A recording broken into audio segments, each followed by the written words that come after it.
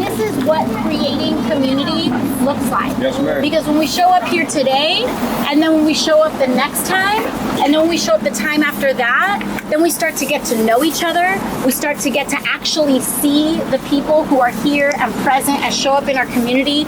We develop ideas, we collaborate with each other, then we start showing up on our community board, or then we just start showing up and developing projects and art that inspires our community. And a huge action that we're starting, and I think a huge habit and culture that we want to create, is a positive one where our community realizes that we can make all the changes ourselves. We don't need anyone. We don't need any big thing from on high.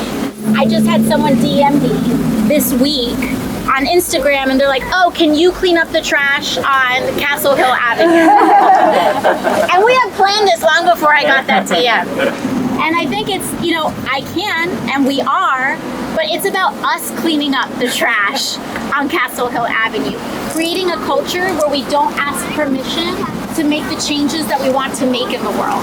And we're just happy to be a part of that and to set that up and to create a culture where we don't have to wait for anyone or anything. We don't need permission to clean up our neighborhoods. We can do it ourselves. All it takes is the initiative and the organizing and the community and the coming together to do that. And I'm really thankful for it, because when I first started running for office, it started with very tiny actions. I would go to people's living rooms and talk to people, 5 people at a time. And I would go from living room to living room to living room throughout the Bronx and throughout Queens, just asking people to engage in a conversation. And those 5 people eventually turned into 10, eventually turned into 50, eventually turned into 100. And it took like 6 months to get to 100 people at our first big event. But then it turned into 1,000 people. And that kind of organizing doesn't just have to happen for elections. It can happen for anything that we want. I think we saw that this week with what happened, in the past couple weeks with what happened in Puerto Rico, is that that is what happens when people realize that we can change our communities ourselves. We don't have to wait for anyone or anything. Once we have a vision and a demand and a positive change that we want to make, we can just go out and come together and do it. But it does start with that habit, and it starts with that spark. And so I'm just really thrilled to be here with you all, because this is what loving our community looks like. There's a lot of work that we do in DC. There's a lot of fighting that we do. We go out and we propose new ideas. We introduce the Green New Deal. We introduce interest cap rates on credit cards so that people don't need to get caught up in runaway interest, and a whole lot of other legislation. And that federal level legislation is really important, but it only happens from the bottom up.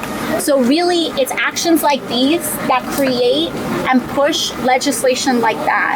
Because when we show up, when we pay attention, when we devote our time or our resources or our energy into making that change, it becomes contagious. And I really feel like we're at a very special point as a borough, especially in the Bronx. And I feel like people really feel it too, right? Like, there is this pride that we are realizing we should have had the entire time. And I'm thankful for it, and this is what creating that culture is about. This is what that pride is about, and this is what that organizing is about. And I hope that you all take this opportunity where this is what we say with all of our organizing, that before you leave today, meet someone that you did not know coming in. So before you leave today, and I hope this happened throughout your conversations and your experiences here, that we leave here knowing and having one more human connection than we had coming here. And that's what makes it worth it. That's what creates community. Community is us seeing each other. How many times have we lived on a floor and we didn't know all of our neighbors by the time we moved out? Or how many times have we walked to the subway station and passed 50 people on our commute every single day and you don't recognize a single person?